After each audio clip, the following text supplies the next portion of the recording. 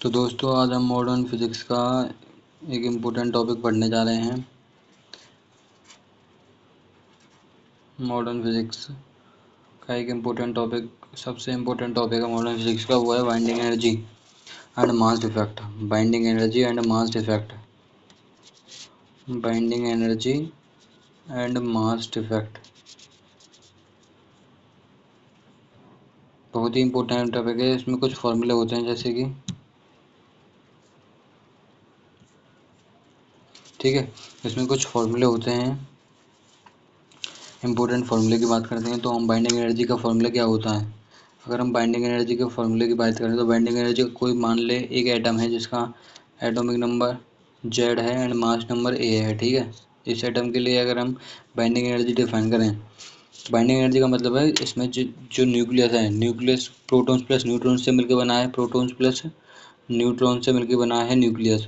Protons plus neutrons को अगर हम डिसइंटीग्रेट कर दें तो जो भी एनर्जी रिक्वायर्ड होगी इस प्रोसेस में, उसी को हम बाइंडिंग एनर्जी कहते हैं। तो बाइंडिंग एनर्जी को कैसे लिखेंगे अब हम, तो बाइंडिंग एनर्जी का फॉर्मूला होता है बाइंडिंग एनर्जी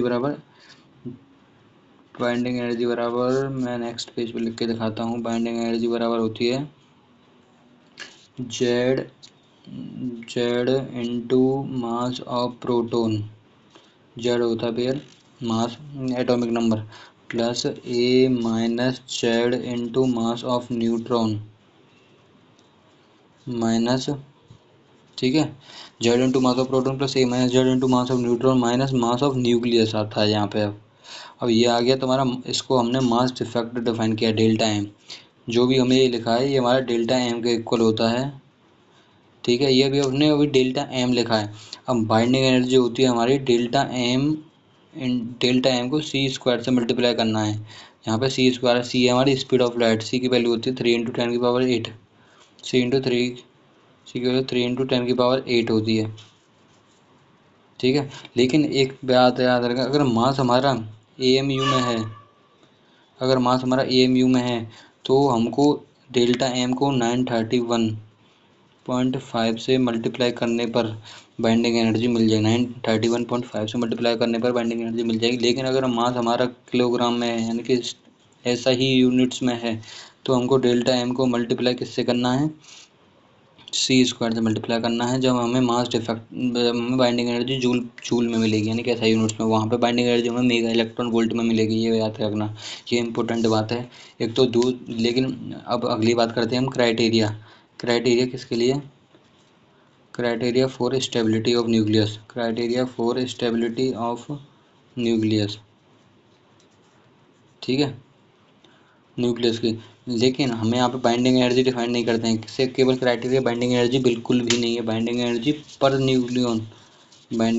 न्यूक्लियन हमने क्राइटेरिया डिफाइन किया है। किसके लिए, binding energy per nucleon criteria define किया है हमने फॉर स्टेबिलिटी ऑफ न्यूक्लियस को देखने के लिए, आइडेंटिफाई करने के लिए।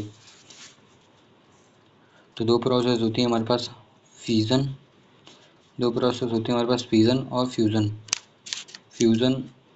फ्यूज़न। ठीक है,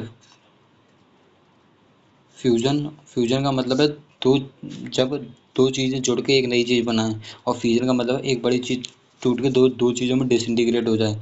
फ्यूजन और फ्यूजन तभी होंगे जब हमारा जो भी प्रोडक्ट बन रहा है वो ज़्यादा, उसकी binding energy per nucleon reactant से ज़्यादा ही होनी चाहिए। जैसे मान लो A+B से मिलकर C+D बन रहा है, जैसे मान लो A+B से मिलकर C+D, A+B से मिलके मान लो आप A+B से मिलके D बन रहा है, तो यहाँ पे binding energy per nucleon D की ज़्यादा होगी तभी ये रिएक्शन पॉसिबल होगी। मान लो मान लेते हैं हम D से A+C, तो यहाँ पे बाइंडिंग एनर्जी पर न्यूक्लियन जो A की और C की है इंडिविजुअली D से ज़्यादा होगी, तभी ये प्रोसेस फिजिबल होगी, यानी कि तभी ये रिएक्शन होगी। अब बात करते हैं हम Q वैल्यू की। Q वैल्यू क्या होती है, Q वैल्यू का मतलब है एनर्जी रिलीज्ड। Q वैल्यू का मतलब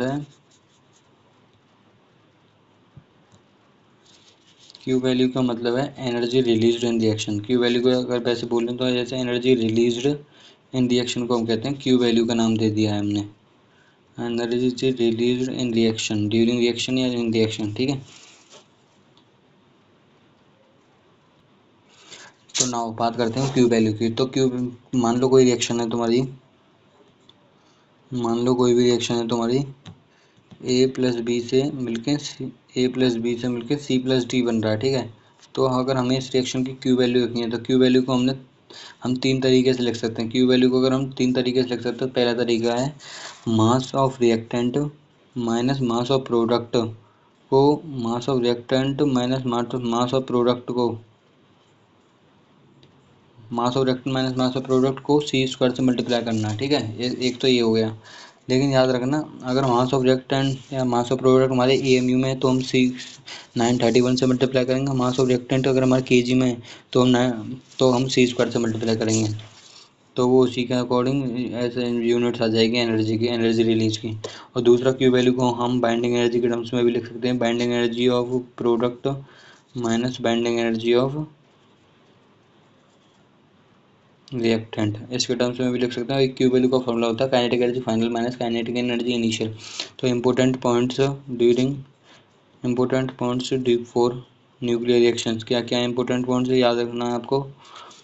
तो न्यूक्लियर रिएक्शंस के दौरान तो एफ नेट, अगर एफ नेट सिस्टम पे जीरो रहता है, नेट फोर्स सिस्टम पे जो लग रहा है वो जीरो रहता है, तो टोटल मोमेंटम सिस्टम को कंजर्व है। उसी प्रकार टॉर्क एक्सटर्नल भी जीरो रहता है, तो टोटल एंगुलर मोमेंटम भी कंजर्व रहता है, और टोटल चार्ज कंजर्व रहता है। न्यूक्लियर रिएक्शन के दौरान मास प्लस एनर्जी भी कंजर्व रहती है। तो एक यही है इम्पोर्टेंट पॉइंट्स, तो यही हैं binding energy and mass defect में। बाइंडिंग एनर्जी इक्वल टू होता है delta M into C square, याद रखना। और यही तो आइंस्टीन की equation, E is equals to M C square. यहाँ पे एनर्जी रिलीज यानी कि डेल्टा एम होगा तभी एनर्जी रिलीज होगी यहाँ पे, यानी कि कुछ मास कन्वर्ट हो रहा है तो एनर्जी रिलीज होगी। अब एक इम्पोर्टेंट फार्मूला बताना चाहता हूँ मैं आपको रेडिएशन एंड प्रेशर के बारे में। ये इम्पोर्टेंट फार्मूला है, इसी से सब सवाल बन जाएंगे आपके। एक इम्पोर्टेंट फार्मूला ये होता है, pressure is equals to I by C cos square theta, I by C cos square theta.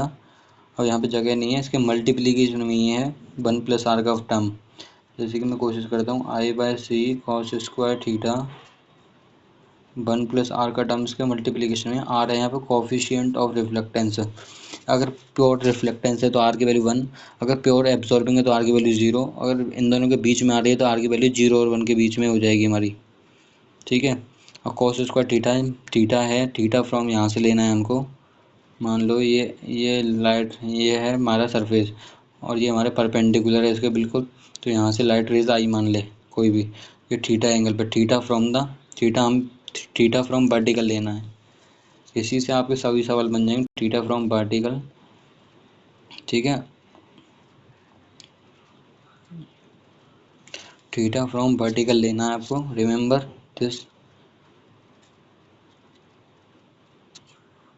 तो प्रेशर क्या होता है, प्रेशर होता है फोर्स पर यूनिट एरिया। तो इससे हमने फोर्स एक्सर्टेड कितना होगा, प्रेशर को ए से मल्टीप्लाई कर देंगे तो फोर्स एक्सर्टेड भी आ जाएगा हमारे पास। तो आखिर में लिखेंगे थैंक यू दोस्तों।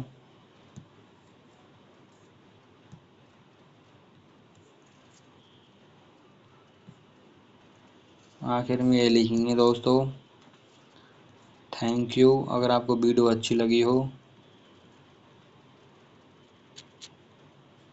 Thank you. अगर आपको वीडियो अच्छी लगी हो तो लाइक, सब्सक्राइब